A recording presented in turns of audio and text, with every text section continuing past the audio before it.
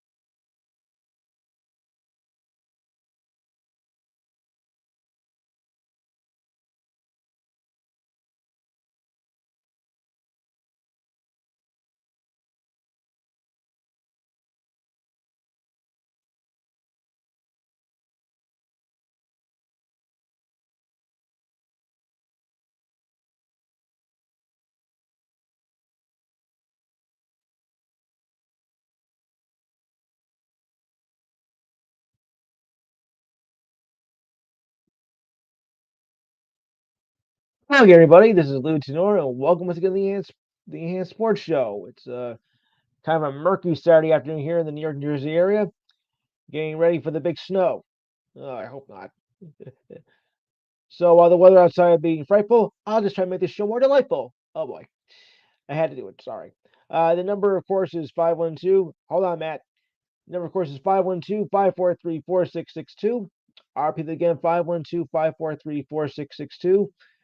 And check us out on YouTube. Just go to youtube.com and type in the Enhanced Sports Show, and you'll be there, hearing me in the show in its entirety.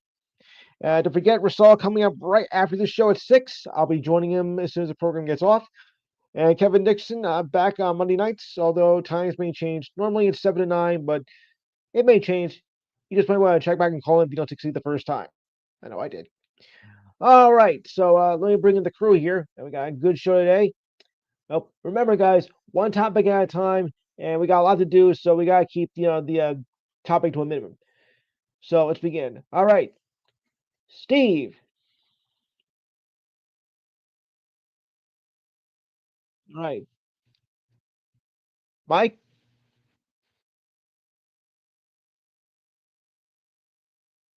Alex,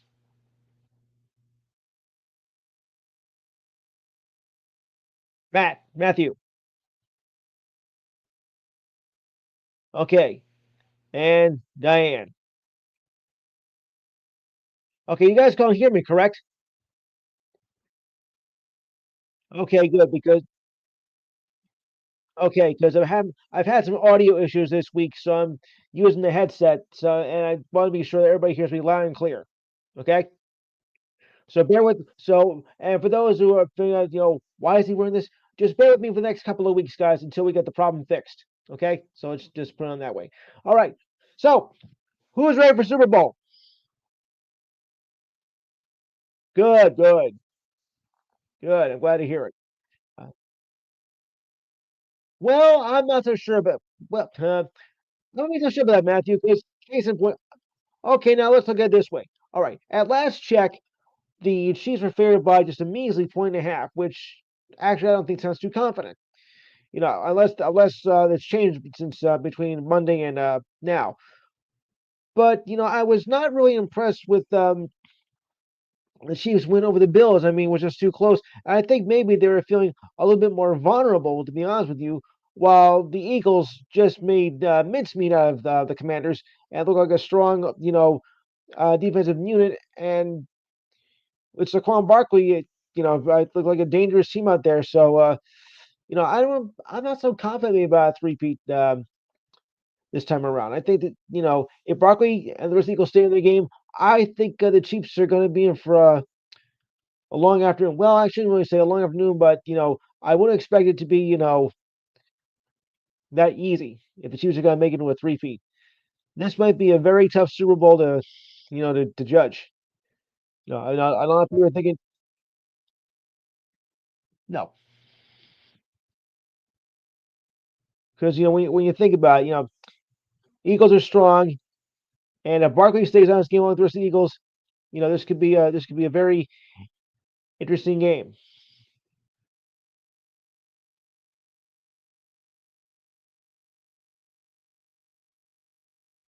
Yes, absolutely.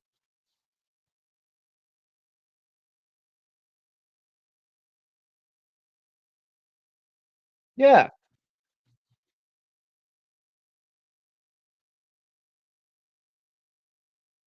sure.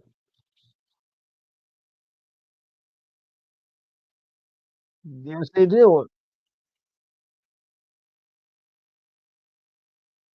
My point exactly. Exactly.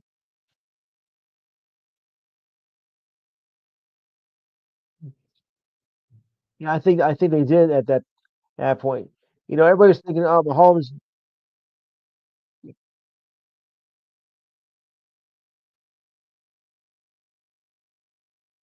Yeah,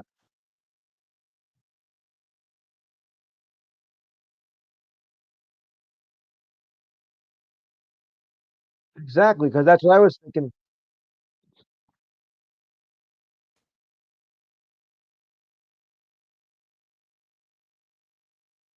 Well, don't forget too.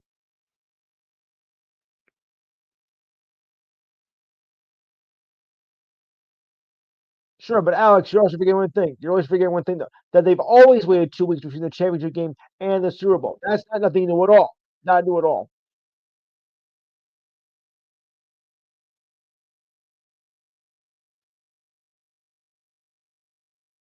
Well, I kind of thought that was going to be,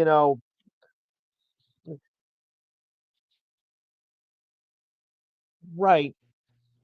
Yeah, but I was kind of feeling something differently here. I mean, the Eagles had all the right weapons, in the championship game, and the Commanders, I think, were kind of low on that. So I really wasn't surprised by the blowout loss by the Commanders in that one at all. No offense, Steve, of course, no offense, but that's the way I was looking at it.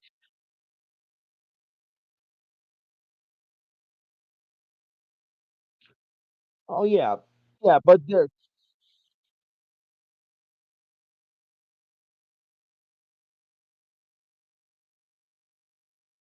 yes, yeah.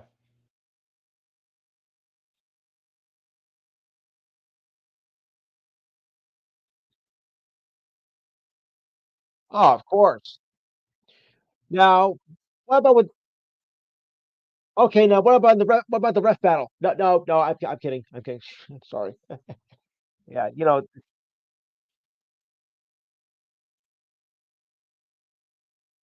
yeah. Well, no, of course not. Mhm.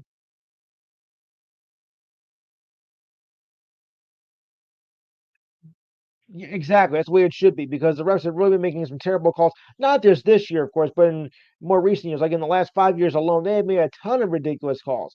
I mean, you get paid for doing your job the right way, and you are just lousing it up constantly. And I can see why the fans, have been pretty ticked off about it. And maybe that's why some of the ratings have been down too, because it's become a sloppy game with bad calls and everything. And I think a lot of fans are just upset about it. I can't really blame them, but the refs had to make the right calls. That's what your job was supposed to do, because your bad calling can decide maybe the outcome of the game, and it should never come down to that. Let the guys play it out. You know, of course, some of you I think it's a little flag happy.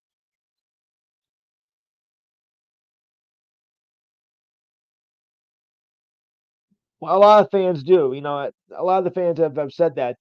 recent years, and especially now with the Chiefs on a roll, winning the last two Super Bowls. Now remember, no team has ever won three straight Super Bowls. Everybody's thinking, hey, wait a minute, there's teams that have won the three Super Bowls. No, no, not no. They've won three, but they never won three straight. Okay, not even the Steelers in the '70s did that. They won four, but they did 74, 75, 8, and 9. The Cowboys won two. Even the Patriots have never won three in a row despite their dominance in the last 15 years. They have never won three straight despite winning seven. So let's keep that in mind. Of course, yeah. Not even the important. Yeah.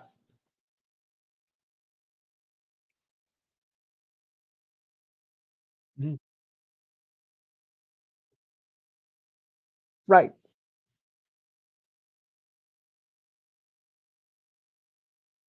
Not all.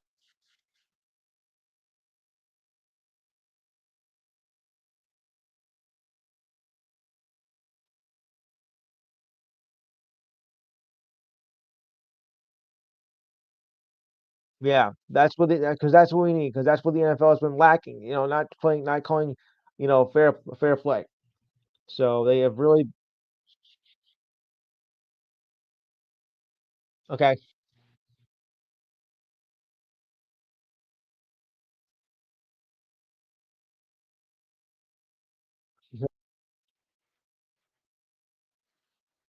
Of course. All right. So let me ask you this, Alex. What are the keys to the game? What are the keys to the game for the Eagles to win?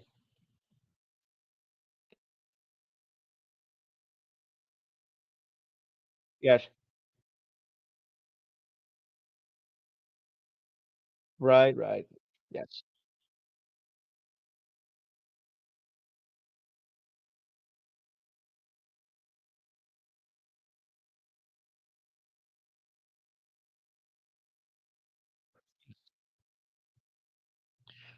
They're not.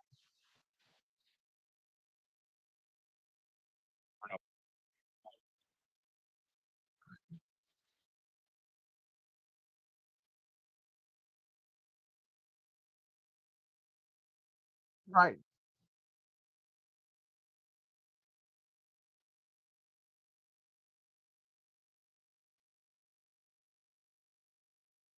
Matthew, your thoughts, because I know you were waiting to get in. So, what do you think the keys? First of all, who are you taking it? Yeah.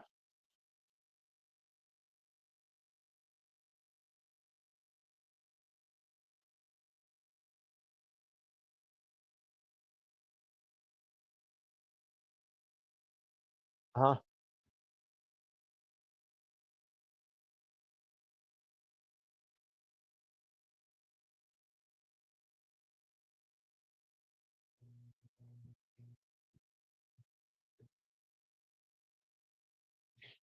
I'll accept that.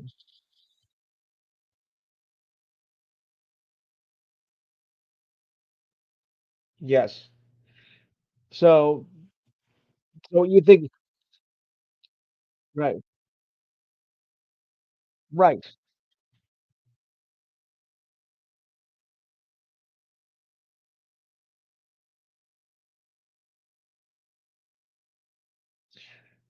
So, Matthew, what do you think?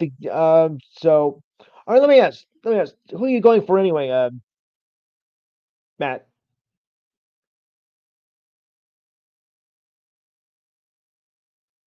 Okay. Okay.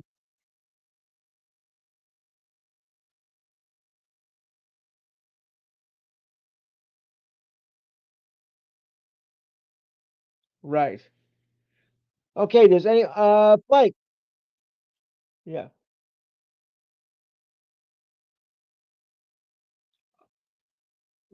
Okay.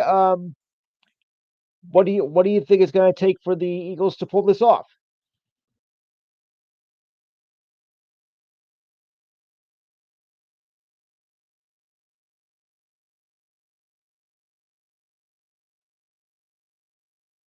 All right, Diane.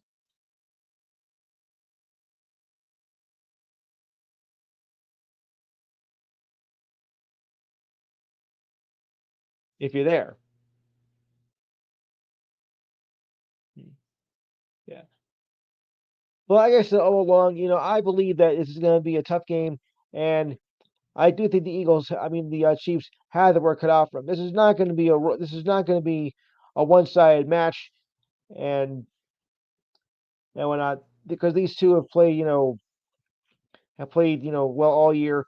But the Eagles, were so dominant in the last game. I think, let me be honest, I'm here. Okay, yeah, it's true that maybe the week in between might be a little come into effect a little bit, but I've seen games like this before, where of course where it's been very even some years, and of course lopsided. Other years there seems to be more close games in more recent years than in the past. Because like remember back in the '80s, I mean, the majority of those were just one-sided blows. They were over like in the second quarter, and now we've seen this team a little bit better. So I'm looking to see what's going to happen here. I do predict a very somewhat of a high-scoring game, like say uh, 38-35. Don't quote me on it because I know I always can't be accurate. But I'm thinking that, and I'm thinking that the Eagles, it'll come down to like the in the last few minutes of the game. I really do. I really see this to be let's put it this way, Steve. I look at it as a yes, they do. They do.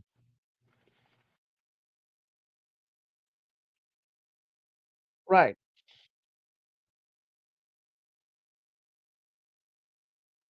Hmm.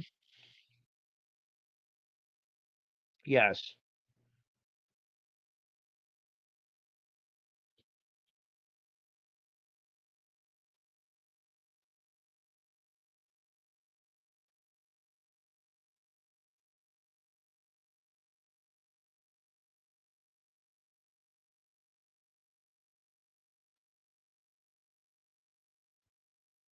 Yeah. Right. Yes.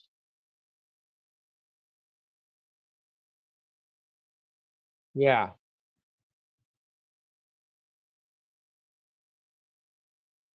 No.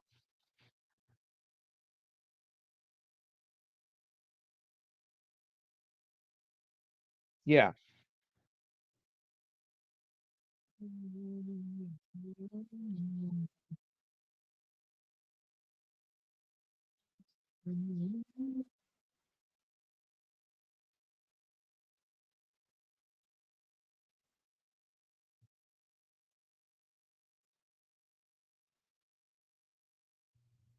Yeah.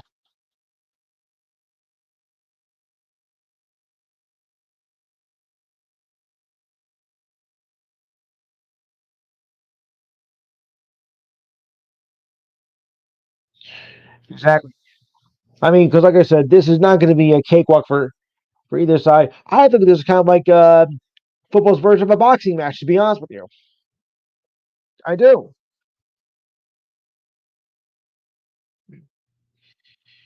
Yeah.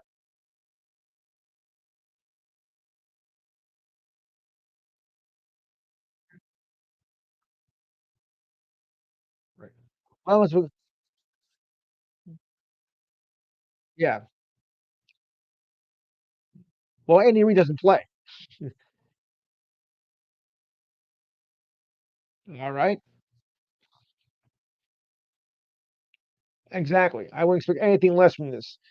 I just hope we didn't get something like we did when the Patriots won the Super Bowl 13-3 that year. Oh, that was a horrible Super Bowl. Eek. I don't want to see anything like that. 16 point. That was ugly. Diane, you remember that game? Ugh. I was there. Oof. Worst Super Bowl in history. Yeah. Yeah. Well, then it's got to come down to what's going to show up there. Is it going to be the offense that shows up or the defense?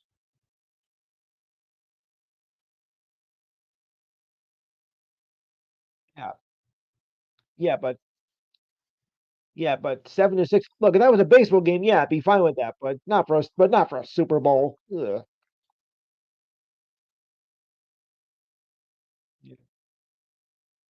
Because you know that the betters will not be happy if it comes out like that.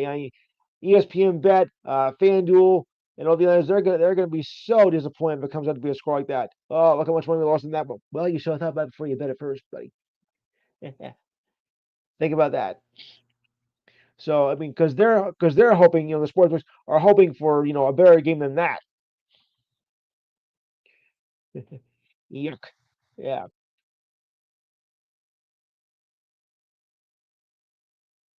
Uh-huh.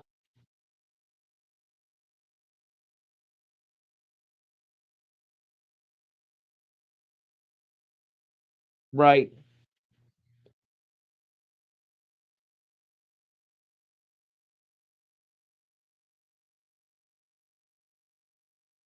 There shouldn't be.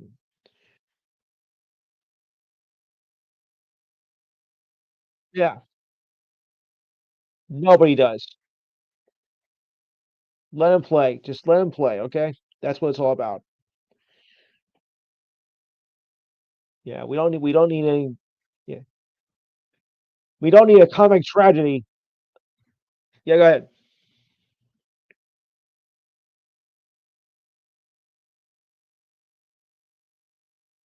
Yeah. We'll get to the awards in a few minutes, though. But I know what you mean. But still, I mean, you know how it is with how the way the award shows go nowadays. Yeah, that's right. But there's so much controversy with the award shows now and everything. When it's really ridiculous. That's the way I look at it. All right, so we'll move on to other football news of the week. Mhm. We'll get to that. We'll get to that because I have something on hockey, of course, involving the nation sport, involving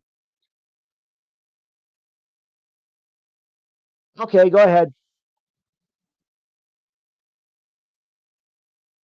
4-0. 4-0. I saw the game. Yes, I know. All right, and if anybody's interested, the Bruins are up on the Golden Knights 2-1. Ugh, the Bruins. Look, I got a friend out in Boston. She's a diehard Bruins fan, so I'll give her half credit on that. But in other terms, yuck. All right. So, by any chance, did anybody watch the Pro Bowl last week?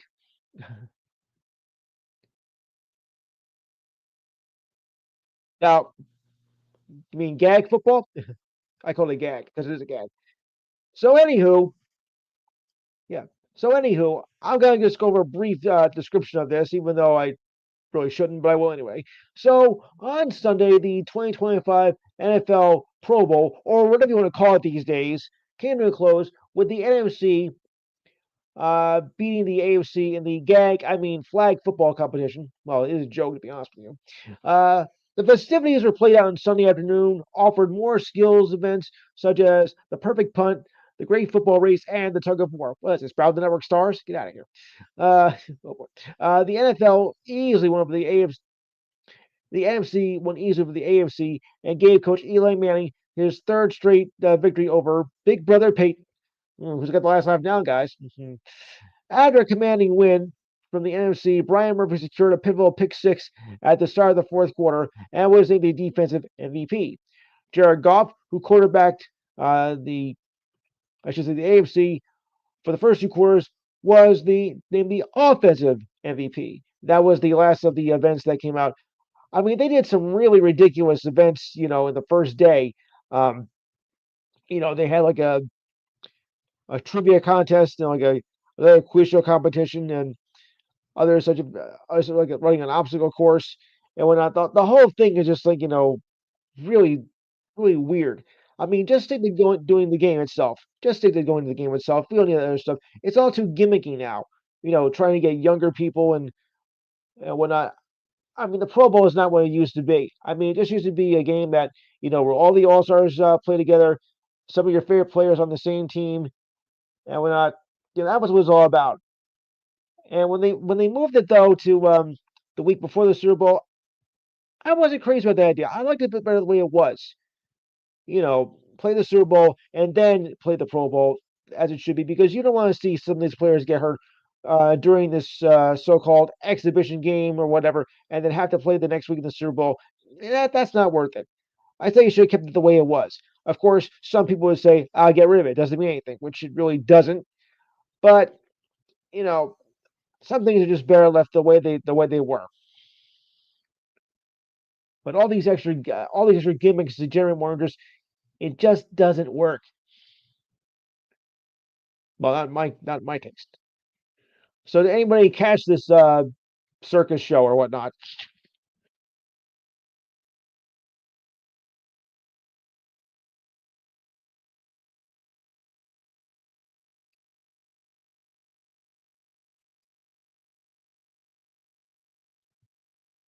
Okay.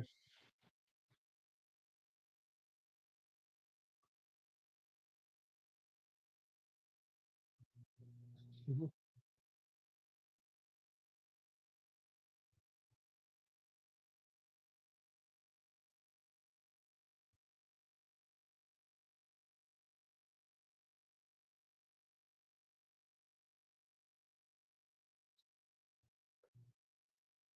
It's the hockey. Can you believe that?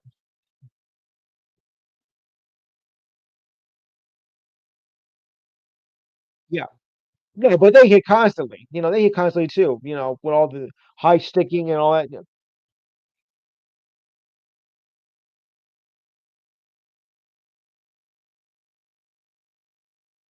sure.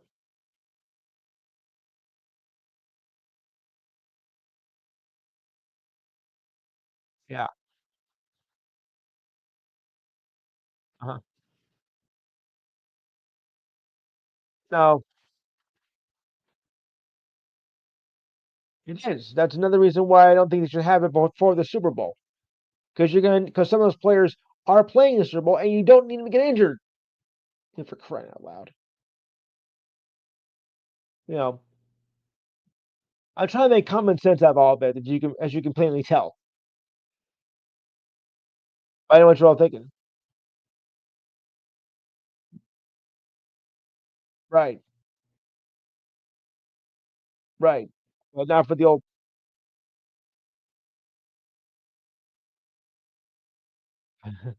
yeah, they really do, because that's what's gonna, really mess things up. Anyone else want to go on that? Because I think we're on to something here. Anyone else have any thought? Yeah, go ahead. Anyone else have any thoughts on the Pro Bowl?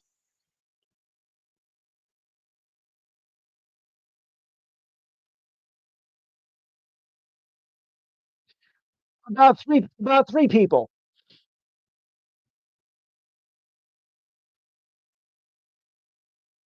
He's one of the three. Oh yeah, yeah. Okay. Yeah. So yeah, but I was looking over the list, and some of these, and well, the Chiefs and the Eagles are having their share of injured players too. So we also have to watch out for that as well. I mean, Patrick Mahomes was still hurt. Yeah, yeah.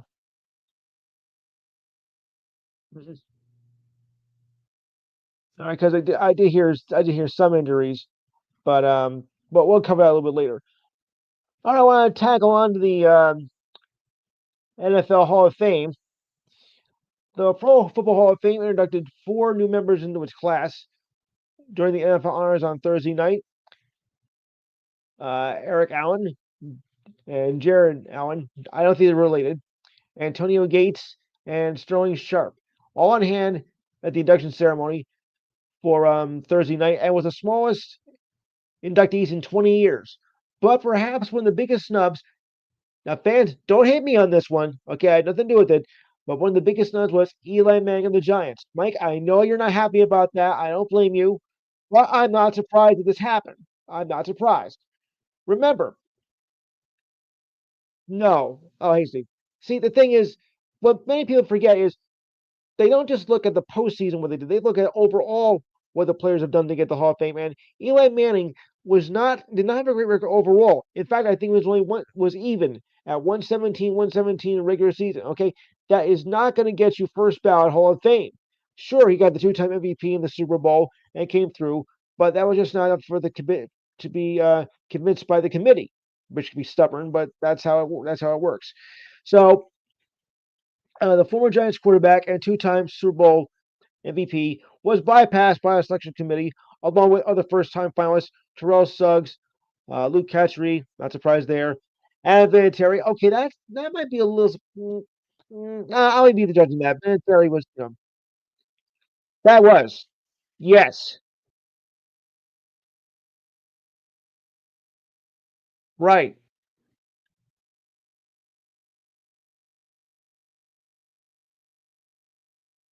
Roger. Yes.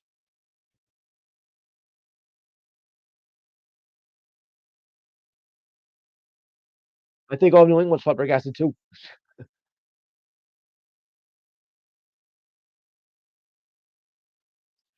Yeah,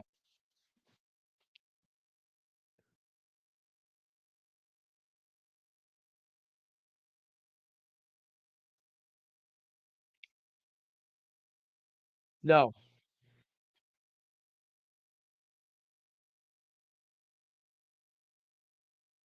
yes,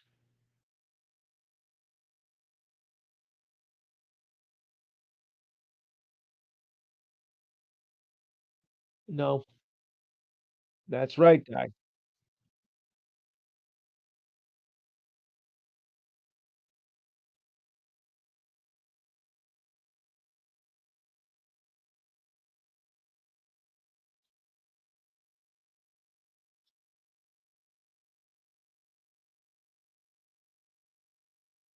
Right.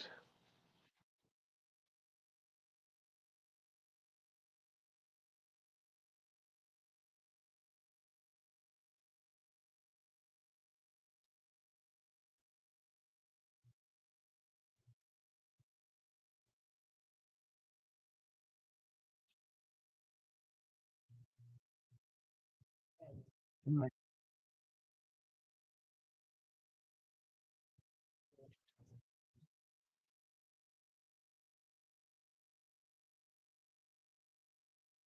Yes.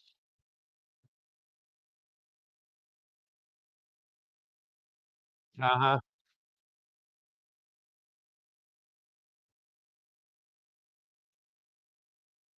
Yeah.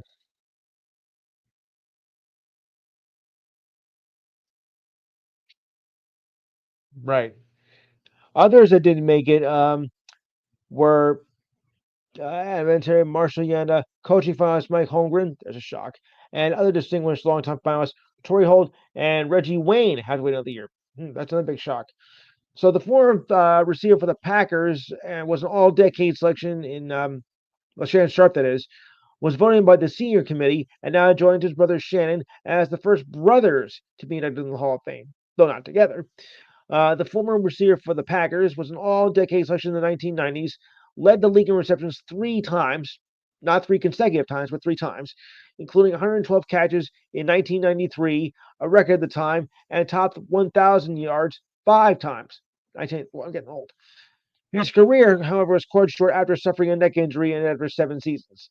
Gates holds the NFL record for most touchdown receptions by a tight end with 116, earned All Pro honors for 8 straight seasons, and earned 5 All Pro selections in a 16-year career, all with the Chargers. Back then known as San Diego. He was then All-Decade choice for the 2000s and a surprising first-round admission that last season. Jared Allen, a four-time team All-Pro defensive end, finished with 136 tackles, a five-time finalist, led the league in sacks once with the Chiefs and once with the Vikings. He also shared a record of 4 safeties that included the time with the Panthers and the Bears. So there's your four inductees. Yeah, Smalls in 20 years. Well, only the best get in, as you know. And unfortunately, those were only the best ones that were able to make it that this time around. Maybe next year they'll have more inductees in it, but like I said, I wasn't surprised. I wasn't surprised at this at all, except maybe for Anne Vinatieri, which of course should have been in. But other than that, I wasn't surprised by who got in and who did not get in at all. And of course, yeah,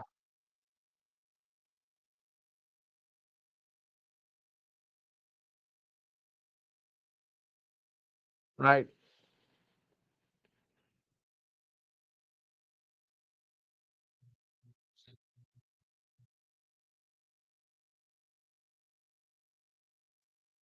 yeah, yes,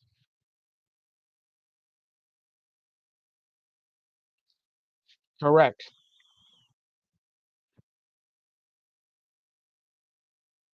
yeah, yeah. Hello, Roger. Sorry about that. All right, you want to put in any thoughts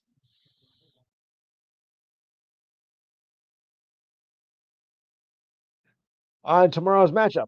And are you surprised that Eli was not in the Hall of Fame? Yes.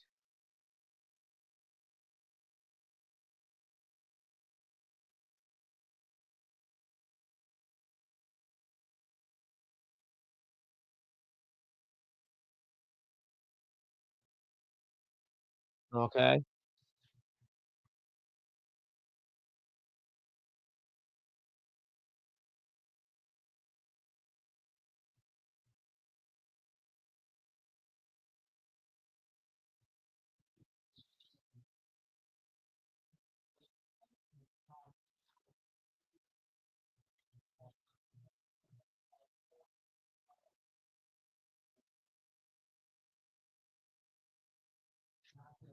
Okay.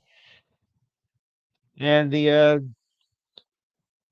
of course they both teams arrived on Monday and they're ready to go. And so are we. And at last check, it was still the Chiefs favored by 1.5 points, even though probably will change by now. Or we can say this is going to be a fairly close game.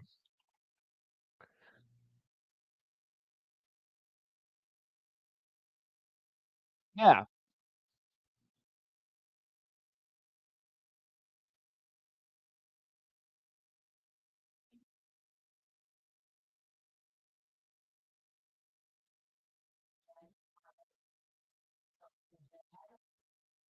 yeah,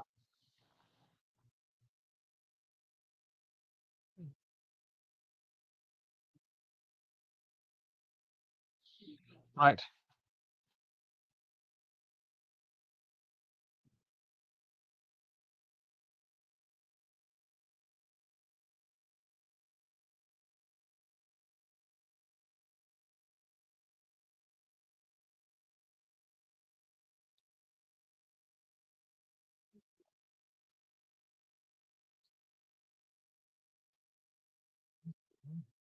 Yeah.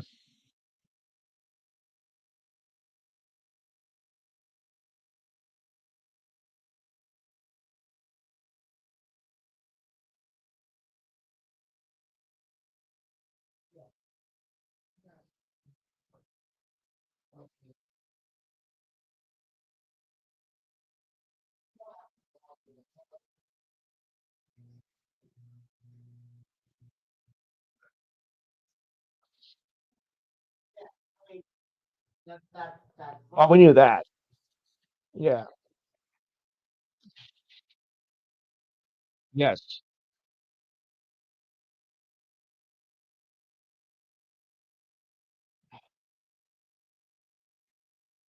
Right. Yes.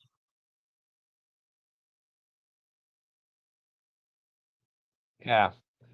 Well, I'm not going to hold too many grudges on that, so I'll just leave it at that. Okay. So now we'll move on to the NFL awards honors that were passed down Thursday night. Most of this list I agree with, but there is one I do not. I'll run it down and say, okay, we'll start with the obvious. Uh, MVP Josh Allen of the Bills. No surprise there. I knew he'd be happy about that, die.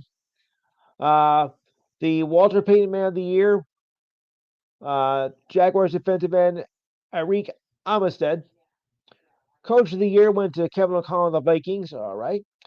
Defensive rookie of the year went to Rams outside linebacker Jared Verse. Cornerback, yeah, no, comeback player of the year, which this one I don't agree with, guys. I do not agree with this. I'm sorry. Joe Burrow. How could you pick Joe Burrow over DeMar Hamlin? I mean, really. Look what DeMar went through and went through to get back.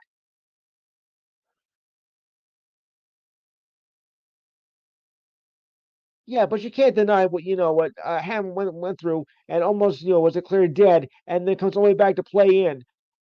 How could you deny that? I'm sorry, but all right, I would have made Burrow my second choice, but you have to give it to DeMar for what he went through and to come all the way back. I think he deserved it more than Burrow did. I really do.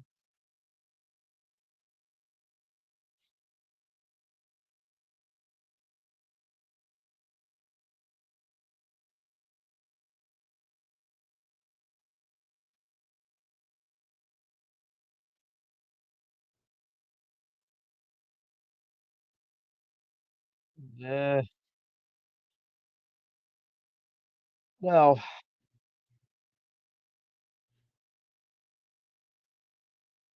well, it shouldn't. You know, I come back for because I do think that was more deserving.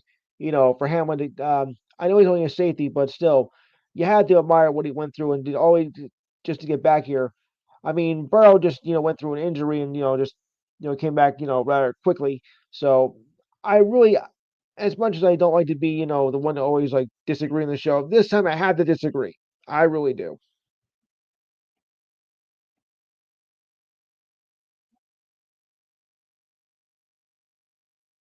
Yes. Yes.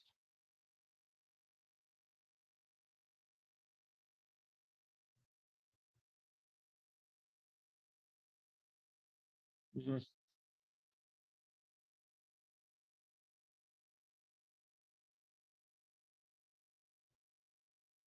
Yeah. Mhm.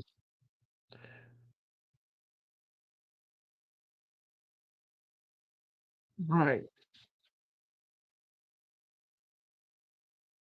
Of course. Well, that's just how I thought that's how it should have went. I know it didn't, but you like I said, you can't deny Hamlin's performance and coming all the way back from near death. So I just had to give him on that one. All right. Moving on to the other award winners. If I can find it. Uh, oh yeah, here we go. All right. Offensive Player of the Year, the Eagles, Saquon Barkley, of course.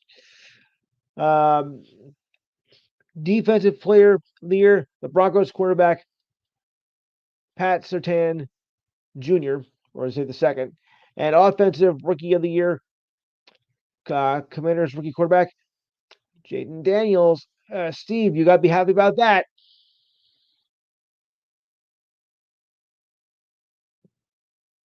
Any thoughts, Steve? I mean, I think it's well deserved. So you got to be happy about that.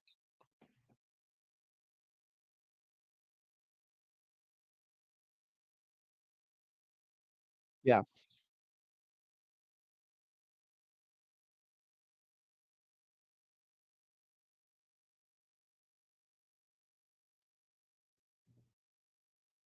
yeah. So anyway, in the AP voting, Josh Field, Lamar Jackson, 388 to 362. Barkley was only 120. Wow, this is votes by the way. Burrow had only 82 votes. Jared Goff had 47 votes, and Mahomes had 31 votes. And Jamar Chase had something or other. Oh, here we go. Chase had six first place votes. Sam Darnold, you traitor, had three. Daniels had eight. Mayfield only had two. Wow. Justin Herbert, I get it. Yeah. So it was pretty much a landslide right there. All right. As for the Walter Payton Man of the Year, if they'll, no, they won't show that. Okay. So for Coach of the Year, O'Connell got 25 first place votes. Dan Campbell, a respectable 19. Andy Reid only got 4. Whoa. 4 first place votes. Oh boy, what does that tell you? And Sean Payton and Dan Quinn, 1 each.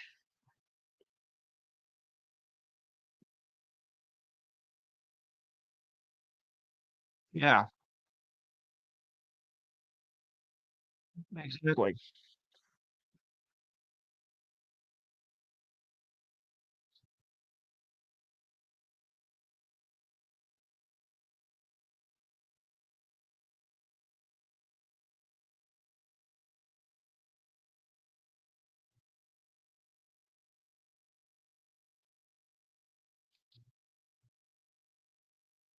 Yeah, interesting.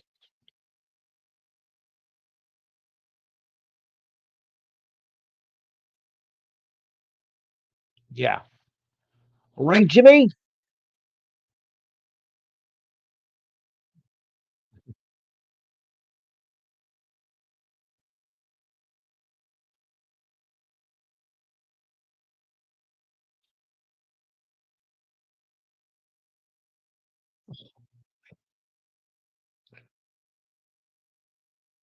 Right.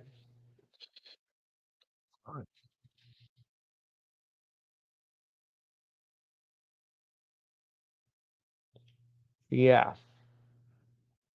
All right. So just wrapping up. Just wrapping up here for the others. Campbell, Campbell, 19. Reed, 4. Peyton and Quinn, 1 each. I am not making this up. I swear.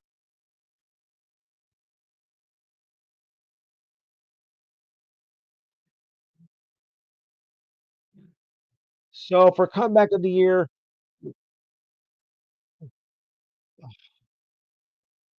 yes, he did. He did.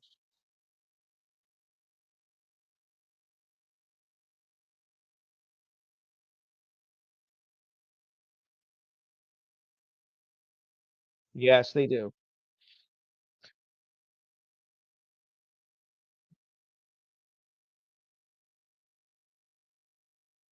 Maybe. Yeah. All right. So to wrap up the coach comeback player of the year, Burrow just dominated that category. 370 votes. J.K. Dobbins had 195. Darnold had 102. What are you nuts? And Damar Hamlin finished with 86. I tell you, as much as I think the AP, is very respectable, I do not agree with this at all. I'm sorry. Not knocking the AP press because they are. I followed them for years. They're usually accurate, but this time they made a big mistake. I'm sorry. All right. So before I go into anything else, Steve, you got anything in the WWE UFC department?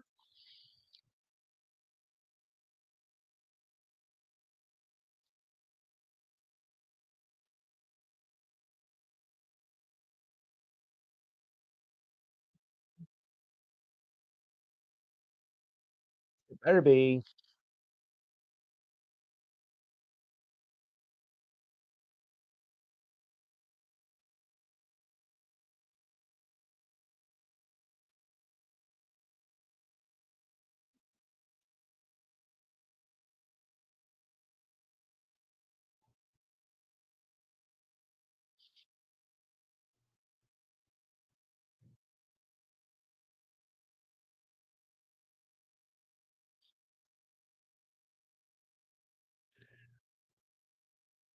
Was that on NBC?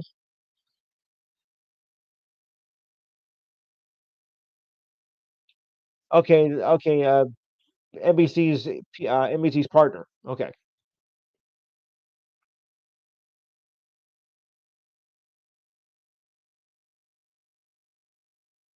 I have Peacock, so I got Peacock. Okay.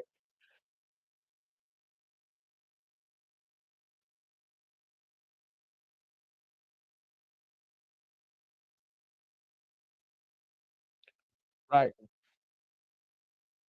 Exactly. All right. All right, Diane, anything in the trivia department? Yeah.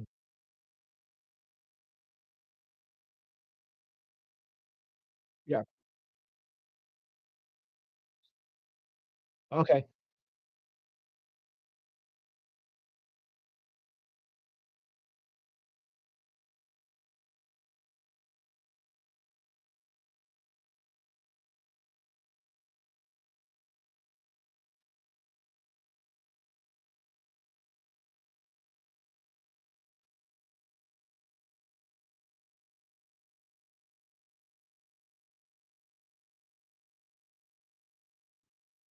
Okay. Okay, Diane. Okay, Diane, your trivia, if you have any.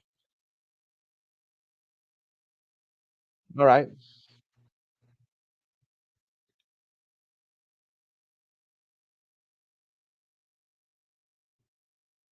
Oh, that's easy. Cassius Clay. It's Cassius, not Cassius, but okay.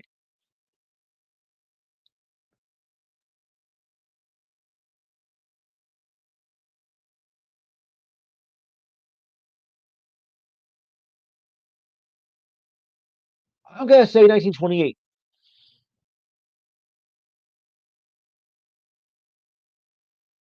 1904. Wow.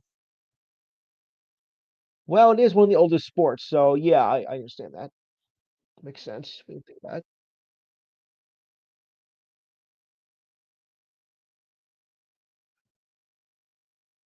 Marciano, yeah, one of the greats.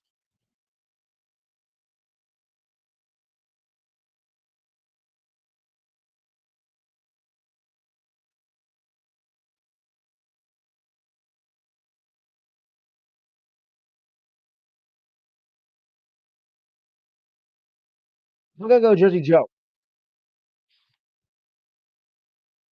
That's what I thought. All right.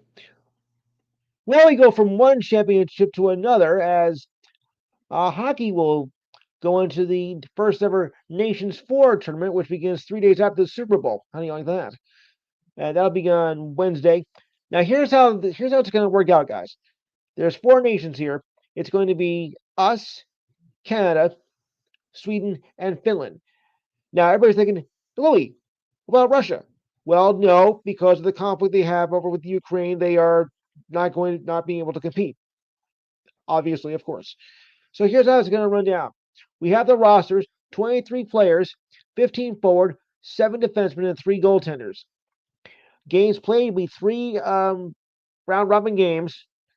There is no semifinal, there is no quarterfinal or semifinal rounds of that. They go from straight to the 3 games played to the two teams with the most points scored advance to face off the championship game. Okay, so none of that stuff you see in the Olympics. It's 2 points for a win, 1 point for a regular for an overtime or shootout loss, and a regulation loss. You don't get squat. So here's how the schedule works. The U.S. will play their first game Thursday against Finland. Then we'll play Saturday against Canada. That's a primetime game. We'd like to see that. That'll be on ABC. And they'll play Monday against Sweden. Those are the U.S. matchups. So I want to try and run down the. Here we go. I have down the starting rosters for all four teams. Okay, listen carefully. For the U.S., we have forwards Jack Eichel of the Golden Knights, Auston Matthews of the Maple Leafs. Now, before you start thinking, why is he in the U.S. squad? He plays on a Canadian team. Remember, those of you who forget, Ash Matthews is a U.S. citizen. He was born in this country. So for everybody starts thinking controversy, oh, he should be playing for us. He should be playing for Canada. No, you play by your birth country. Okay, let's get that straight right now. So while Matthews does play for a Canadian team, he is American born, and that's why he's on the U.S. roster. Forward, Matthew the Chuck of the Panthers. Okay, Keith's boy. The Rangers have defenseman Adam Fox. I like it. Defenseman, one of the Hughes brothers, Quinn. Quinn, also American born with that. And Charlie McAvoy for the Bruins. Ah, well. All right, for Canada, forward Sidney Crosby of the Penguins. Also forward Nate McKinnon of the Avalanche. Brad Manchar of the Bruins. I know someone's going to be not happy about that. Forward Connor McDavid of the Oilers, of course. Forward Braden Point of Lightning and defenseman Kale Maker of the Avalanche. That's for Canada. For Finland, if I botch these names up, forgive me. Forward Sebastian Aho of the Hurricanes. Forward Alexander Barkov of the Panthers. Guy gets a Stanley Cup. Now he wants to go. Now he wants another title. Okay. Forward Minko Ratin of the Hurricanes. Defenseman Henry Jacaro of the Sabres, replacing Miro Hardu. Thank you. Replacing Mikko Herskinen. He's out with an injury. Defenseman Esa Lindell of the Stars, and goaltender Jussi Saros of the Predators. Sorry. And for Sweden, forward Phil Forsberg of the Predators. Good choice. I like that. Forward William Nylander of the Maple Leafs. Rangers forward. Oh, like this. Minka Zibanejad. Watch out for that one. Ooh, I think I can see a good matchup here in the final. Maybe. Defenseman Gustav Forsling of the Panthers. Defenseman Victor Hedman of the Lightning. And defenseman Eric Carlson of the Pens. All right, now these are just the stars, of course. I didn't have time to do all the other lamps because that would take till about next week to get it all done. So, what do you make of all this with the starting lamp, guys? I mean, I think we got a pretty good solid lamp here, especially on the U.S. And I would not count out maybe. I would not count out Sweden either. I mean, this looks like a pretty good solid starting lineup.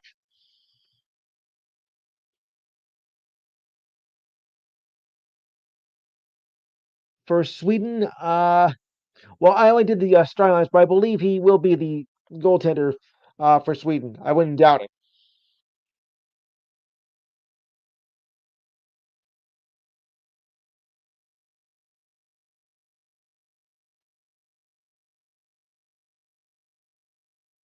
Yeah. Okay.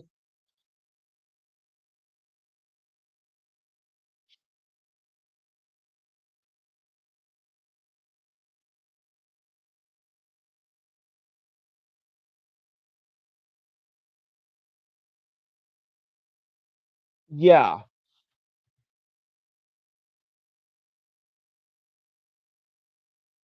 Sweden too.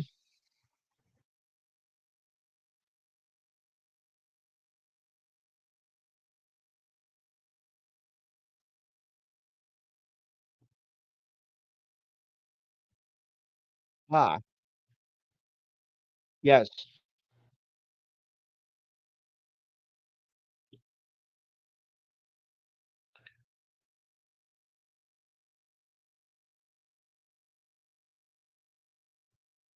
Yes. Canada, Sweden, and Finland. Yes, and us.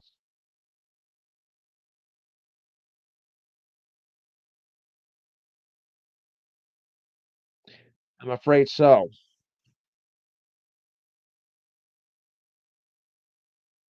Yes.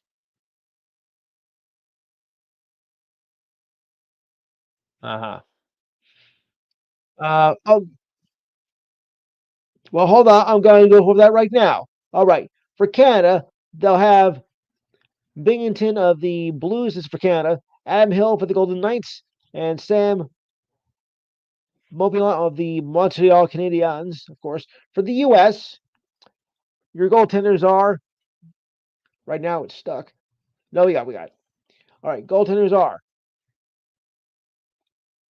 Connor Halebuck of the Jets, Jake Aldenlinger of the Stars, and Jeremy Swayman of the Bruins. How do you like that? All right, goaltenders for Finland.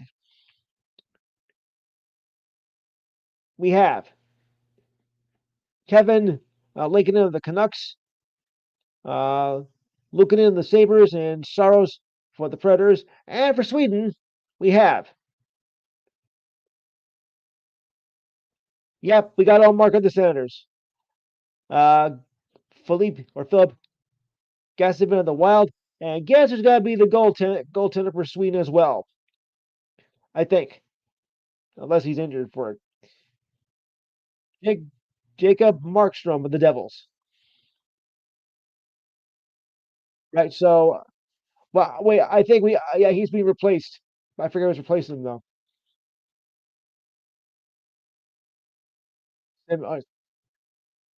Oh, great!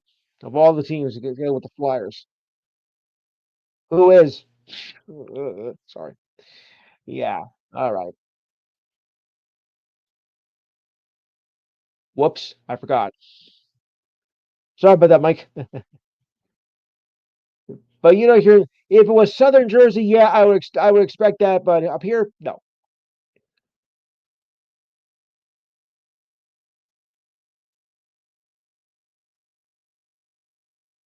Yeah. Mhm.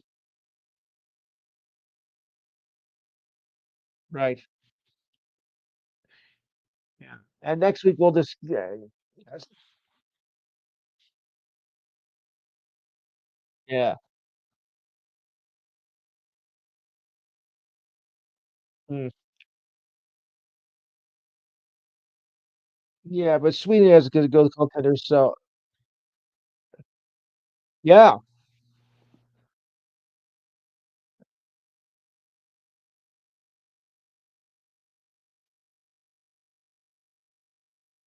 Sam Bennett,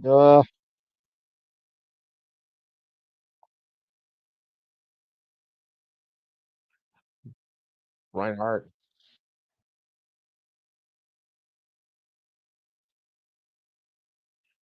Yes,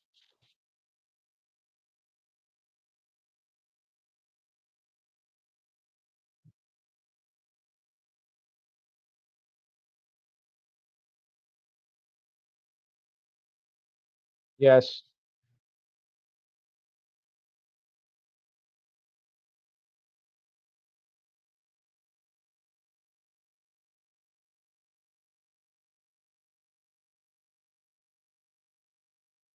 yeah, yes. They do.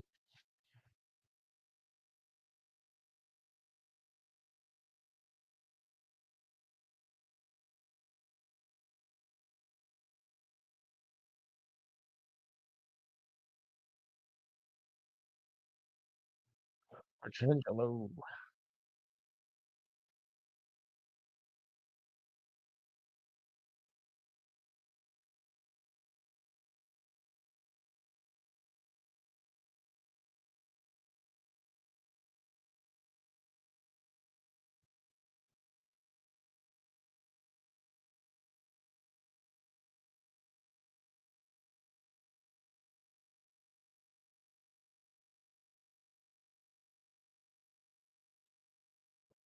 All right.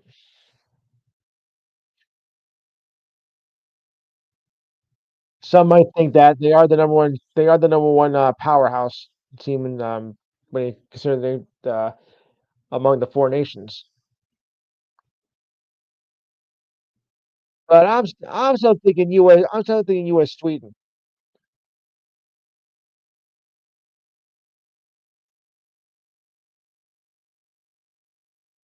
Well, don't quote me on that. But still.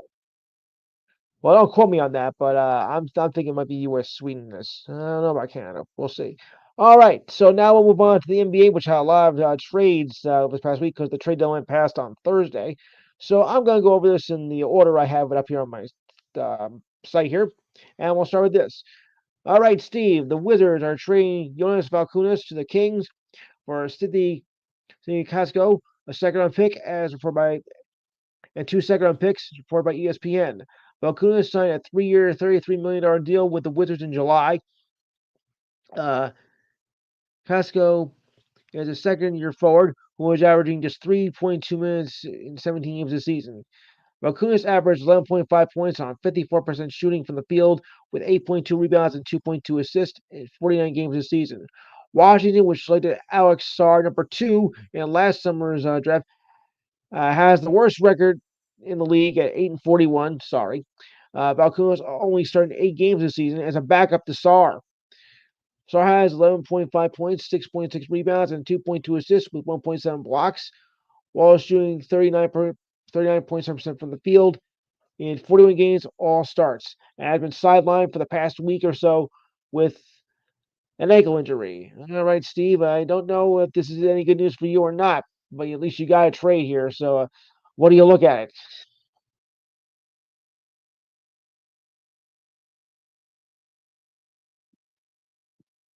Yes.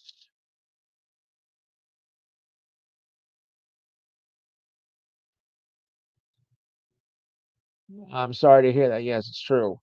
Because, I mean, this year's Wizards look like last year's Pistons, to be honest. I mean, that was bad enough. They were lucky to go 14, they were lucky to go, uh, okay, 14 and 68. So that was that wasn't bad enough. So,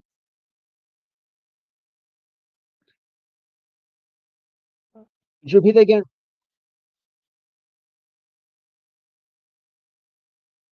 Yeah, right.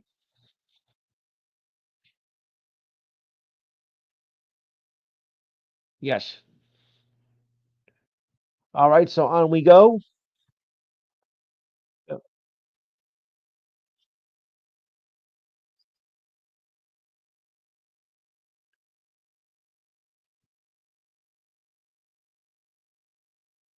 Yes.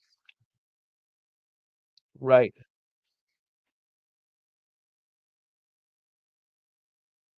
Yeah.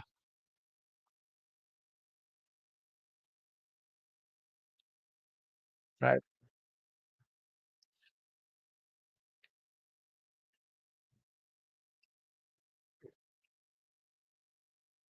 Yes.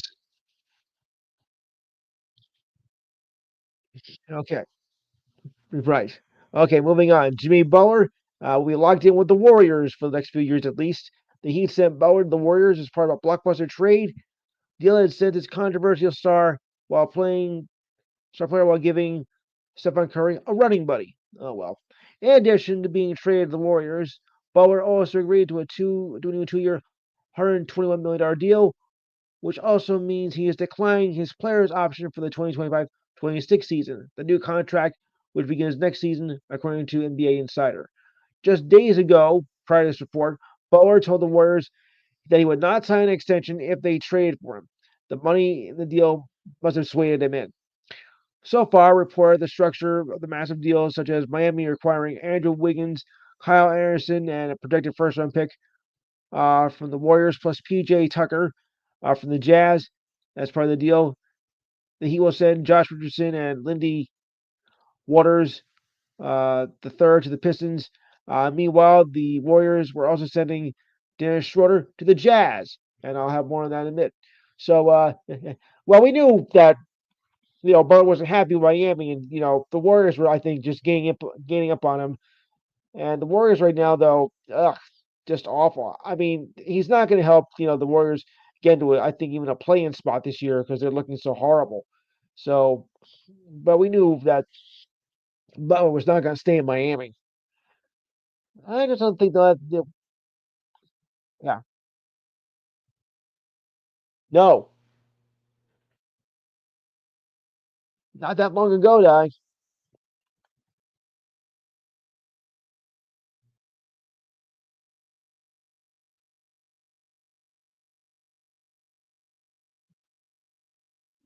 Yes.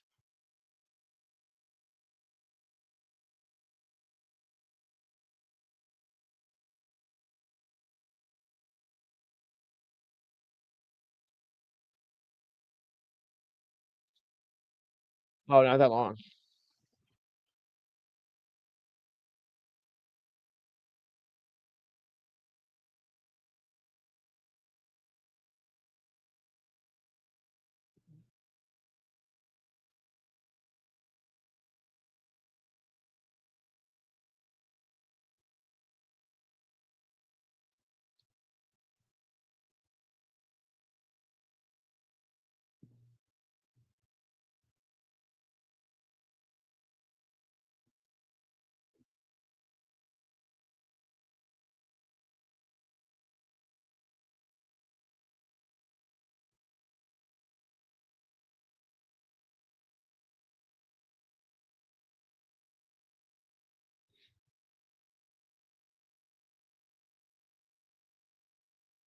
No, not at all. Not at all.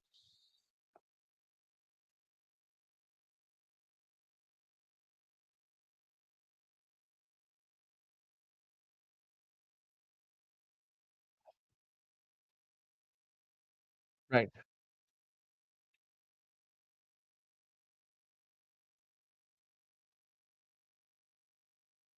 Right.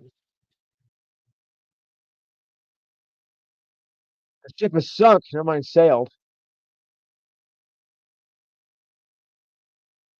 Yeah. No, not at all. Anybody else think that?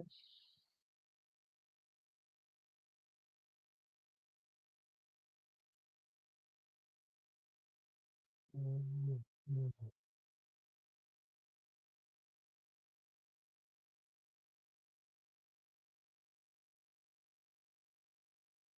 Right. Okay, so I'll move on. All right. The Miami Heat have acquired guard Davian Mitchell from the Raptors for small guard PJ Tucker, a 26 second round pick and cash considerations back on Thursday. Mitchell is averaging 6.3 points per game, 4.6 assists, with 1.9 rebounds in 44 games, with half of them starts. He is also said to become a restricted free agent in the offseason. Mitchell is averaging 7.3 points per game, 3.1 assists, and 1.7 rebounds, and Boston is now scored a goal and is now 3-1 over the Golden Knights. Okay, Mitchell is playing 271 games with 54 starts for the Kings and the Raptors. Yeah, but the Heat doesn't seem to be doing that well either. There's a time of year where you gotta make the smart moves because this can, determine whether your team makes the postseason, can make a run at the postseason, or it's gonna be a long off season. Oh boy, it's ever. And I don't see honestly too much with the Heat. Now I want to make something clear with the Lakers here. All right, now there's a lot of talk about how with the Lakers this year and what they're doing and trying to make a run for the postseason. Look, the Lakers aren't doing that bad, to be honest with you. They're 20 and 22, and now fifth in the West, and are making some pretty big moves here. So I don't see why everybody's thinking, oh, the Lakers are done. They're making these trades, for desperate situations. Look, I don't think the Lakers are going to make it to a championship, and play in a final. But I think they have a decent shot of making a good postseason run. I think they have a good chance to maybe make the conference finals. Of course, I don't think they're going to win, but I do think the Lakers do have a decent chance to get very far in this postseason. I mean, because people were just writing them off, just a few weeks ago, but now they're making strides. So I wouldn't, write them off just yet. Does anybody agree with me on that one? Thank you.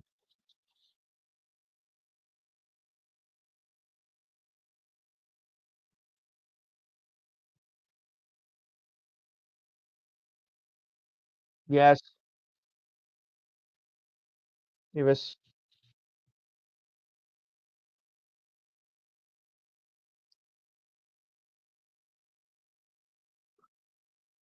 Right. Although Luka is not playing right, he'll make his debut I think with Lakers on Monday. So because he's out with an injury, but I still think they have the right pieces together.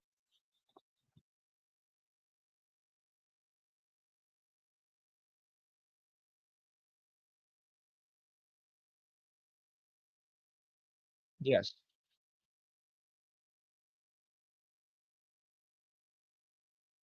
Right.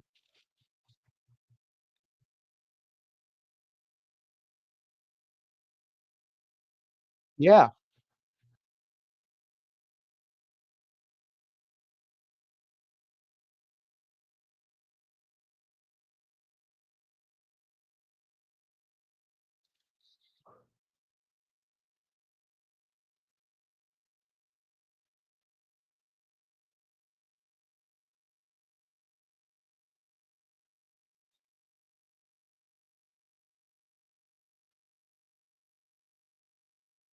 Yeah.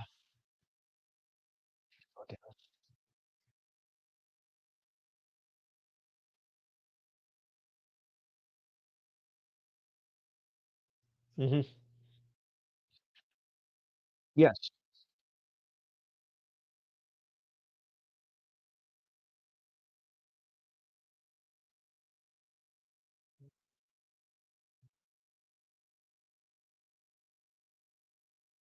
You sure did.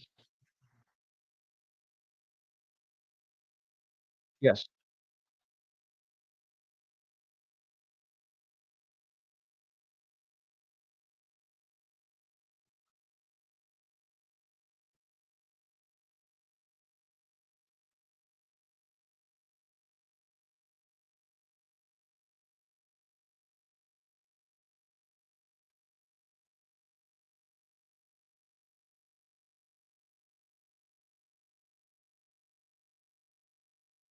Yes. Yes, of course.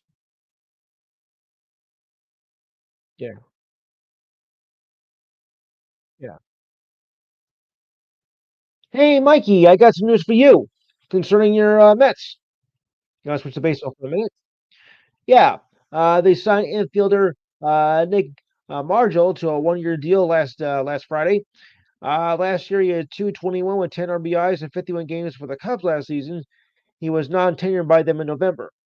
He will compete for a spot on the Mets bench in spring training. He made big league starts at second and third base. Excuse me here. Um, Margal was selected fourth overall by the White Sox in 2018 at Oregon State. He was then traded to the Cubs in July of 2021 in the deal for Craig Kimbrell. He's a 274 hitter with 4 home runs and 77 RBIs and 17 steals in 285 games. So, Mikey, you got to be, I think, happy about that with your Mets getting a good infielder here. Well, somewhat good infielder.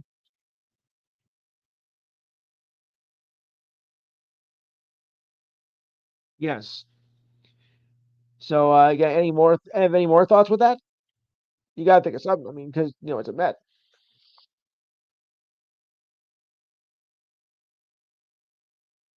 Yeah. Roger, any thoughts on that as well with the new Mets edition?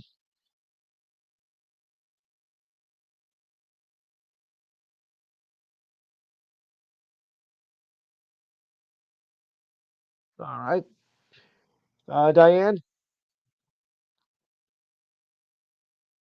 any thoughts on Marginal coming to the Mets? Well, if they can do anything from last season, which was a total surprise, I think they may have, a good chance here. Because if you remember last week of the first season, they were 0-6, and then they went on a tear since like June, and they really held up. So if they can build out that momentum from last year, I think they got something here. Yeah,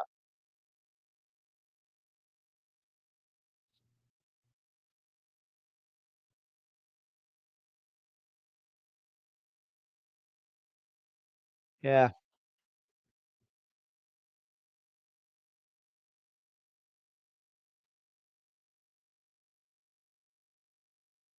sure.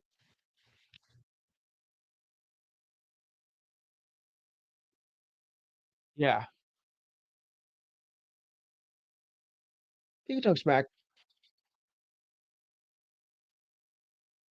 No,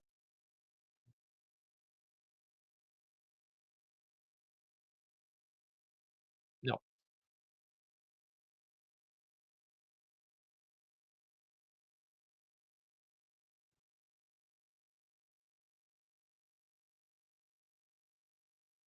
Yeah, something like that.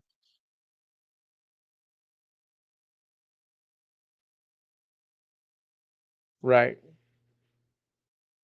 Okay. Yeah, it is. Okay, so more baseball here. Yeah. Remember, guys, it's straight as it sounds. Spring training starts this pitchers and catchers report. I think this week. Well, the Mets truck just loaded up for spring training on Thursday. So that's a sure sign baseball's around the corner. Oh, brother. But I gotta tell you, friends, it's a little bit weird when you're thinking baseball when it's still halfway past winter here and we're getting a big snow. And Florida and Arizona are like the only places in the warm climate this time of year. So it's a little weird to start thinking baseball now when we haven't even finished the Super Bowl yet. Is it me or is this all a little weird? Never mind.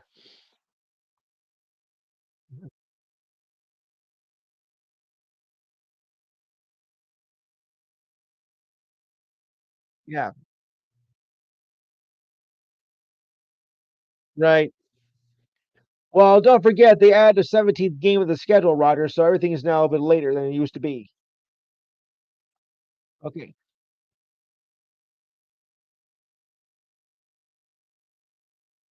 No, we're not doing it. No, we are not going to go 18 games. The players the union says there is no way they're going to go to 18 games, at least not for the time being. They have shot that down. They, that,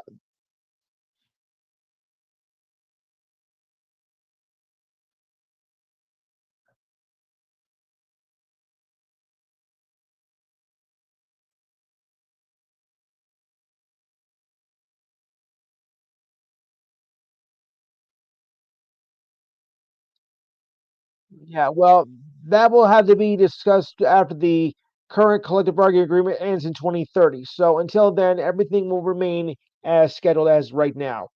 Nothing will be complete until at least then. And they had to get, approval from the players' union and the owners anyway. So that's still a good 5 years away. So as for now, everything stays, a 17 game schedule. So for those of you thinking 18, wrong. Okay. I have a really, well, I guess you could say this is like a good moment, somewhat, even though it's emotional. Now, some of us were talking the 2025 Senior Bowl last week. I think Steve was doing that. And this was like really like a coming out party or going out party for one in particular. Uh, Former TSU wide receiver Jack Betch uh, caught a game-winning touchdown from 2 yards out from Seth Hagen of Memphis for the American team. Betch broke down crying after the game after hugging his family and teammates who wore number 7 in honor of his brother Tiger, who was killed in a New Orleans attack on New Year's Day, which was a shame. He not only caught the game-winning touchdown, but he also finished with 6 receptions for 68 yards and was named Senior Bowl MVP. Now, how do you like that? Every player's helmet wore number 7 sticker in honor of Tiger, who had played at Princeton. Betches said in the post-game interview that his brother was on his mind and he was named the best receiver in the practice on the American squad, certainly proving his NFL draft stock. He said, "My brother had some wings on me," Beach told the NFL Network after the game. He gave it he gave that all to me and let that all take place. Our Lord and Savior, Jesus Christ, Tiger, and nothing else but them. They're they're the reason why I did what I did today, now last week. Now that is what I call a defining moment. That is a proud moment. Now, honoring his brother and going out there and and putting out the winning touchdown of the game, even though it's only the Senior Bowl and nobody really uh, pays much attention to it. But you can't deny what a moment that was, and I think that's a very proud moment. And honoring his brother at the same time. That was a terrible incident. What happened New Year's Day, but Batch came out and gave it all he got, and came through for the squad. So a very proud moment in the Senior Bowl. Wow, it's a too bad it come with a cost though. I don't know if this is accurate or not, but no, it's not. This from last week. Okay. Right. Hmm. Now I just wish I would have seen that moment. Okay. Jack Flattery is going back to the Tigers. According to ESPN, the new deal is for 2 years, but can opt out after the first. Now, Mike want to sign two. All right. Flattery started with the Tigers last season, but was traded to the Dodgers at the trade deadline. He helped the Dodgers to win a World Series. Uh, when including the game one victory against the Yankees and won in 5 games. That game one was a killer. Ugh. That home run in the 10th inning. Just sickening. All right, so to go on, Flaherty was much improved last season across the board. He lowered his ERA to a 3.17 compared to a near 5 the year before. If you want exact, okay, 4.99. Let's just round it off, okay? He held a 7-5 record in 18 starts with the Tigers in the regular season. the Tigers made the postseason after he left, which ended a 10-year drought. Flaherty went 6-2 in 10 starts with the Dodgers, though they won both his World Series starts.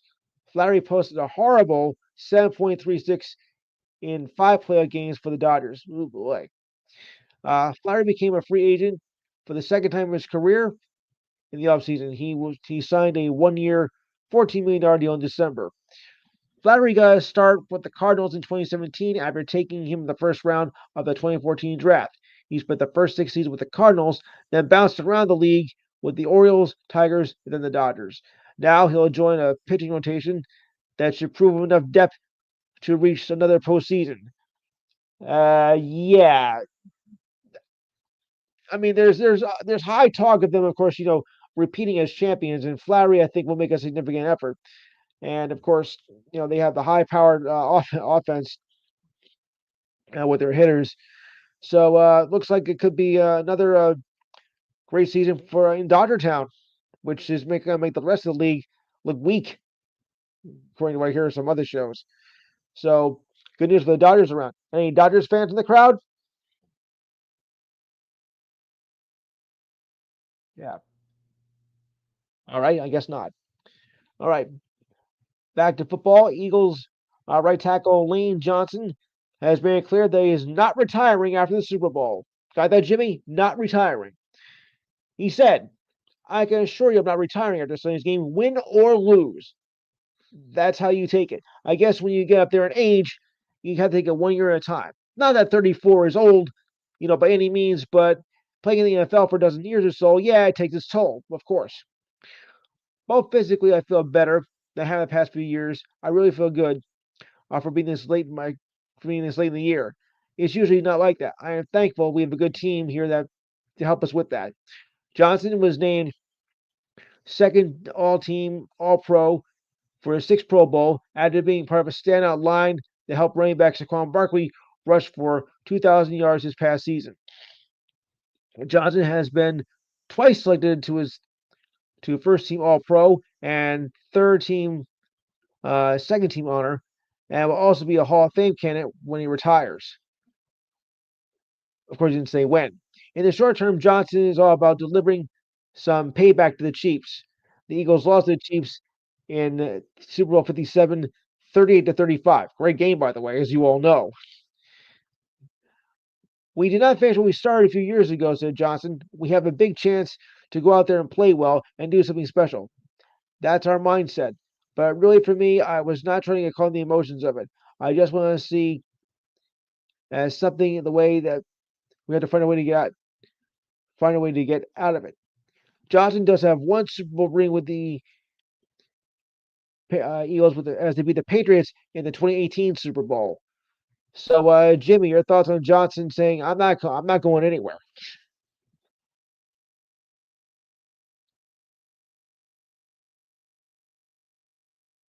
Yes, you do.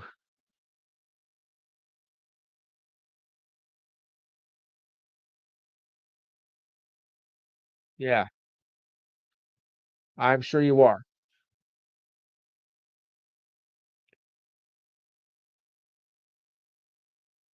Yes.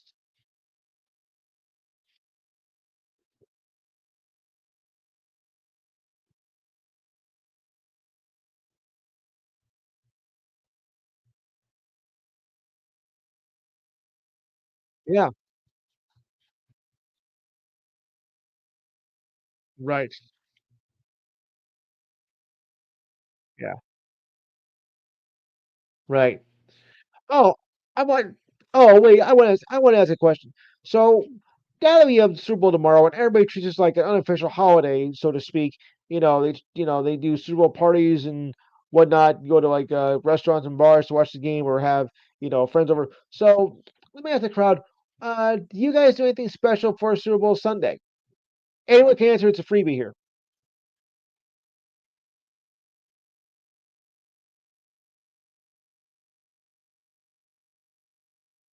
Yeah. By the way,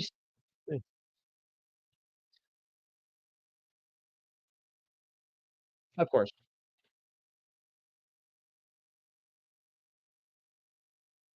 Yeah.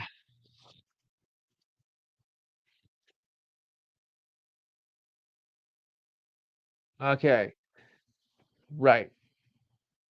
Um. By the way, Steve, you speak. Dave, have you spoken to Dana lately?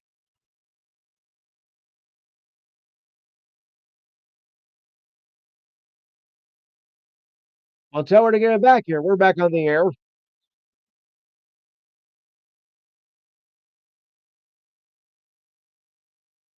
All right. Okay. The more, the merrier. All right. Mikey has had Super Bowl parties for years. Diane and I have been, going to that for quite a while, of course. And yeah. Does anyone else do anything? How about you, Jimmy? Do you anything special for Super Bowl?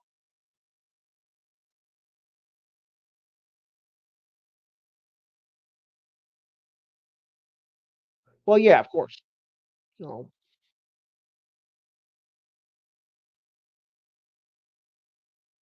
sure. Next to Thanksgiving is the biggest celebration of food of the year. Yeah,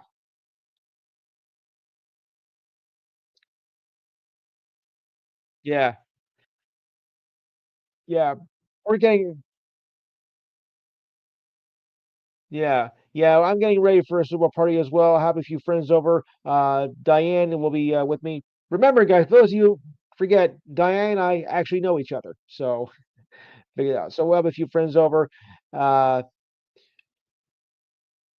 wait, Diane, who you got? You're taking the Eagles or are you taking the Chiefs? I forgot. You're taking the Eagles.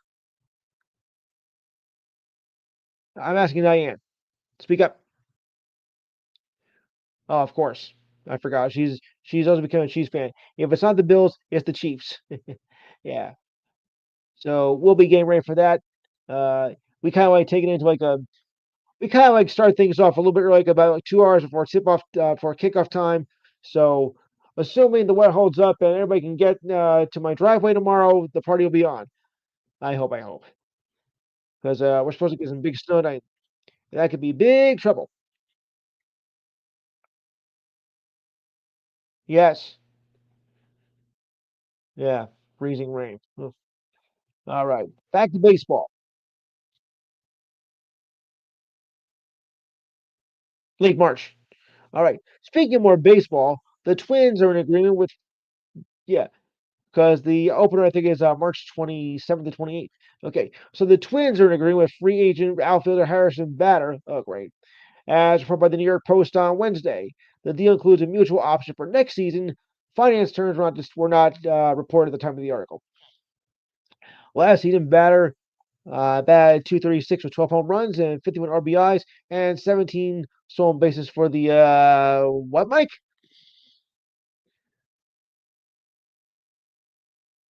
No, for what team they did it for? Thank you. I had to do it to you guys.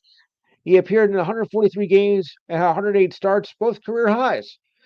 A 2021 Gold Glove winner, Batter is a career 242 hitter with 71 home runs and 260 RBIs, 94 steals for four different teams, but mostly associated with the Cardinals from 2017 to 2022.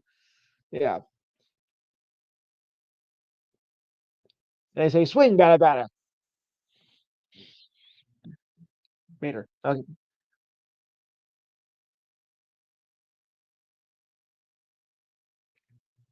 Yeah, more for the Mets though. That's true. Yeah, yes. Oh, Mikey, I almost forgot. You also have another one. Congratulations. Pete Alonso is staying with the Mets. You gotta like that too.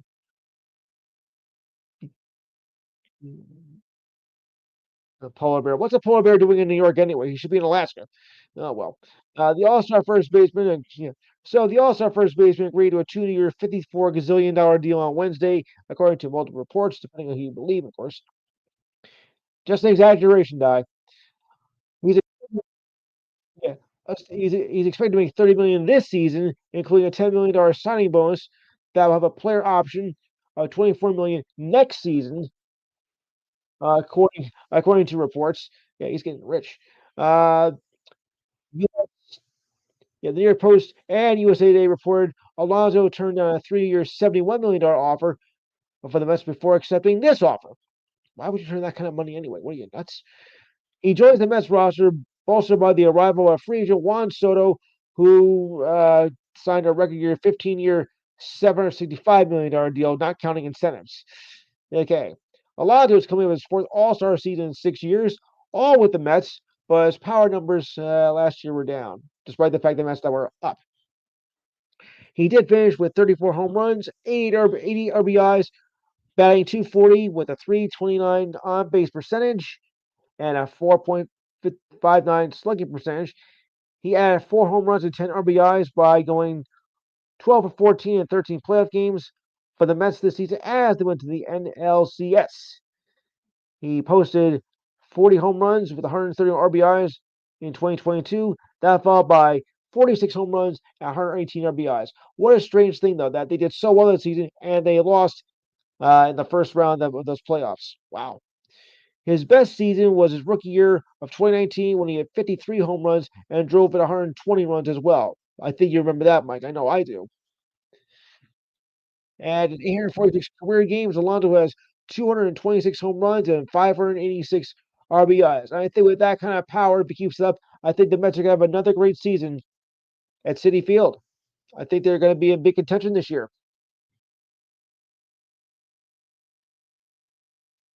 Yes. Yeah.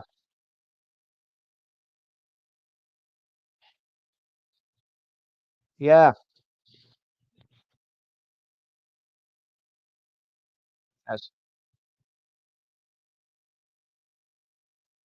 Yeah.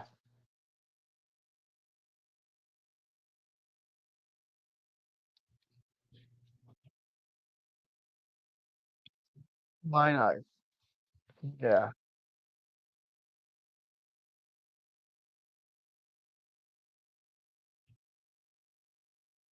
Right. Yeah, it was a good move for the Mets. Oh. Talk, yeah. Mhm, mhm. We'll see. Yeah, it's too soon to tell with that, but I get what you're trying to say.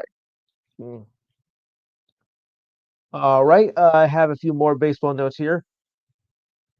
Uh, yeah. Now I don't know if you guys pay attention to like the Caribbean leagues and whatnot, but boy, have I got a story for you. You're gonna love this. Tampa Bay Rays infielder Junior Camarino, who's playing for the Leons del Estegado in the Dominican Republic Pro League, managed by future Hall of Famer Albert Pujols, led his team to the championship series against the Tigers del Licey. I hope I'm saying that right. Tigres del Licey. Sorry. After splitting the first 3 games of the series in the championship round, was sent to a winner-take-all Game 7. In the top of the ninth, the score was tied 5-5, and Camino was at the plate. In one of the most epic moments you'll ever see, Camarino took a 104-mile fastball to center field and went over the wall at 411 feet to give his team the lead. The entire Lions team erupted from the dugout, and Camino was sure to soak up every moment of the clutch hit, celebrating his team's and around the diamond as the announcer gave an incredible reaction. Too bad it wasn't soccer. Otherwise, he would have said, "Go!" Sorry, I just had to do that. I just had to do it.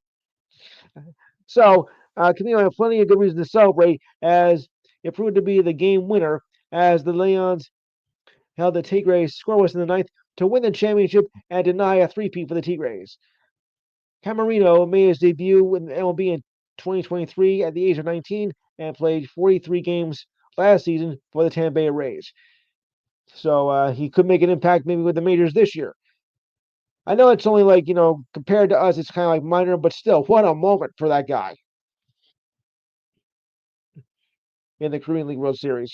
You don't see ones like that very often, do you? Although it was kind of reminiscent of the Yankees doing in the ALCS this past year, if you remember. Oh yeah, too bad that wasn't at home. Although though, not a bad moment. Say it again, Die. Well, that was playing the Dominican Republic.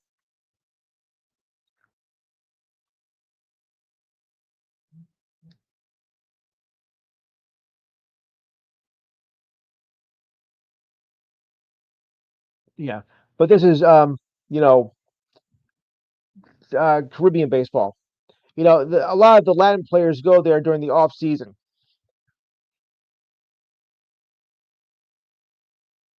just to make a note of that. Nothing new.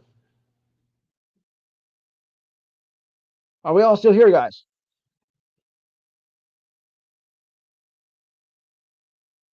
Okay, good. I wanted to be sure everybody was still here.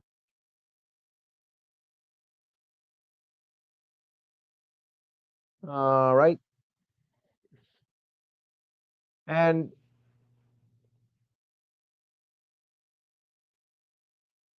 okay, amid trade rumors, one day before the trade deadline, the Chicago Bulls gave point guard Lonzo Ball a 2-year, $20 million extension. Multiple outlets reported yesterday. The second season deal is a player option, according to Chicago Sports Network.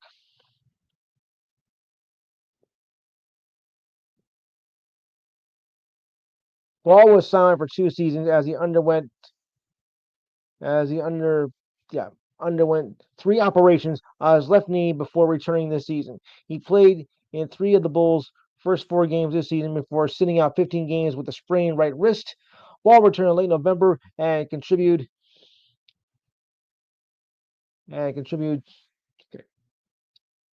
off the bench before moving to the starting lineup in January. Ball started 8 consecutive games with 9.9 rebound points, 3.7 rebounds, and 2.8 assists before sitting out Wednesday night in the second game of back-to-back. Ball is averaging 7.2 points, 3.5 assists, and 3.4 rebounds. Lonzo. So Lonzo is averaging 7.2 points, 3.5 assists, and 3.4 rebounds in 30 games with 9 starts.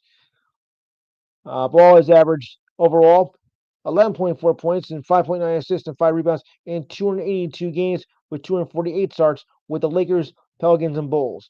But the Bulls are still holding their own as they had the final spot in the play-in tournament, even though they are 22-30. Uh, As weak as they are, I don't think it's going to be enough to get into the play-in tournament, even though if they make a case like that, because even though that's still, I mean, that's a pathetic record.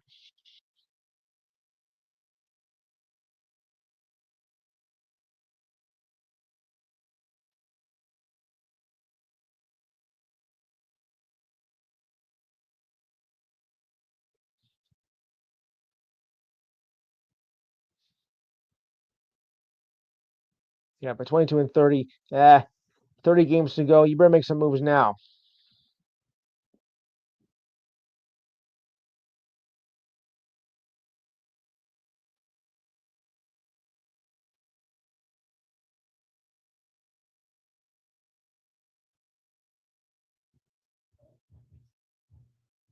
Right,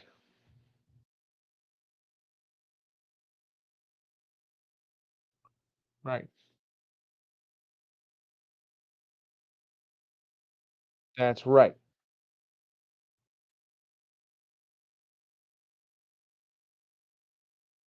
right,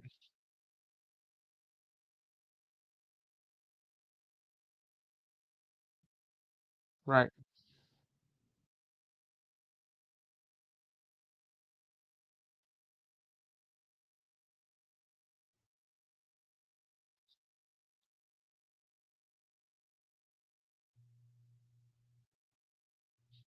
Yes.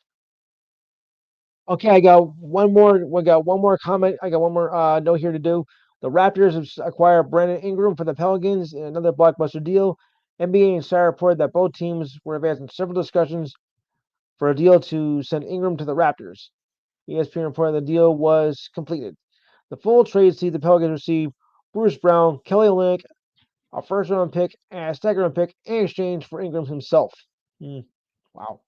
The first-round pick for the Pelicans is a top 4 projected pick in 2026, and it comes by way of the Pacers, according to Bleacher Reports. Oh well. The Raptors acquired the pick ahead of last year's Pascal Siakam trade. Ingram has averaged 22.2 points, 5.6 rebounds, and 5.2 assists in 18 games He has been sidelined since early December. On January 23rd, head coach Willie Green said that Ingram was still not clear for contact drills and remains without a firm timetable before returning game action, according to The Athletic. Yeah, Raptors season too. The bottom half of the Eastern Conference is, well, awful. I mean, awful. They're not even worthy of making a contention. Just downright ugly.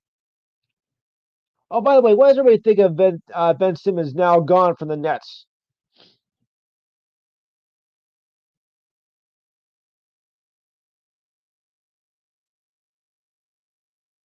Yeah, I say that we were celebrating because he did nothing for the Nets. Absolutely nothing. Bluff.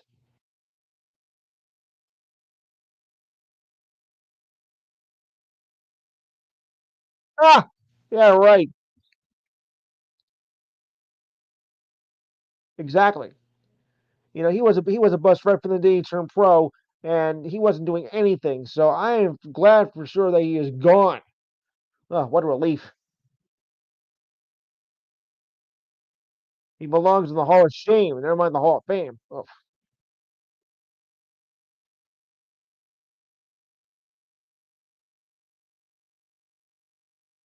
yeah, the clown prince of basketball, indeed. Yeah, well, I'm glad he's gone. Now let's see. Now let's see if the Nets can do it. I mean, it's too late really to save the season, but I'm glad that he is gone. Maybe next season we can rebound from this mess. Yeah, just how do you even get in the NBA? I have no idea. I really don't know.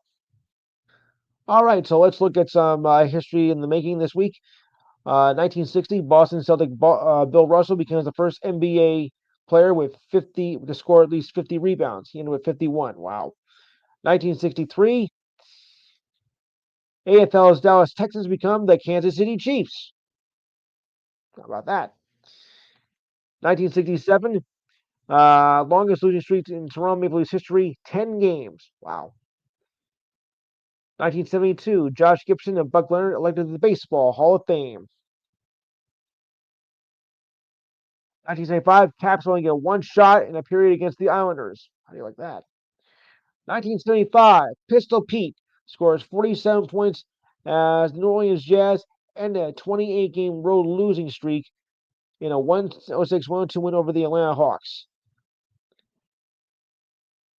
Real name Pete Maravich.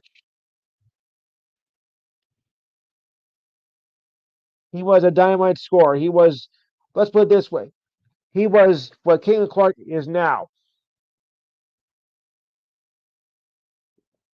Does that bring him to that meaning? Up, tie game. Golden Knights and Bruins tie at 3, 15 minutes to go. 1981, Scott Hamilton wins the U.S. Male Figure Skating Championship. All those years ago. Wow, I'm getting old. 1983, baseball orders Mickey Mantle to serve ties with Claridge Casino. 1983, Wayne Gretzky sets All-Star record 4 goals in one period. Not bad for an All-Star game. 1984, the 13th Winter Olympic Games were opened in Sarajevo, Yugoslavia. I remember that.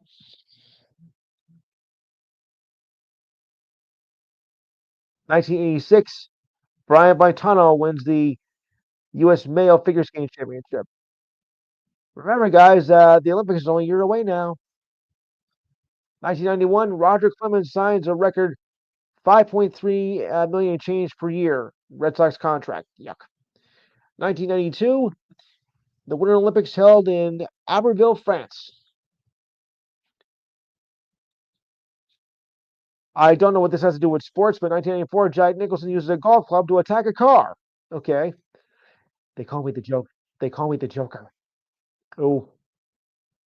1996, the NFL and the Cleveland Browns allows Art Modell to move his franchise to Baltimore, but he had to leave the Browns name behind. Oh, yeah. Sad day that was. 1998, NHL season stops to accommodate the Nagano Olympics and returns February 24th. In 2012, the in 2002. The Winter Games will be in Salt Lake City, Utah. Remember that very well. Okay, I think we're gonna end it there. I'm gonna make way for my buddy Rasal.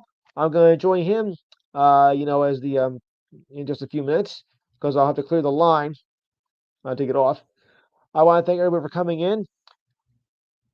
Um, did I get everybody's picks for who was going to win the Super Bowl, or did I miss anybody?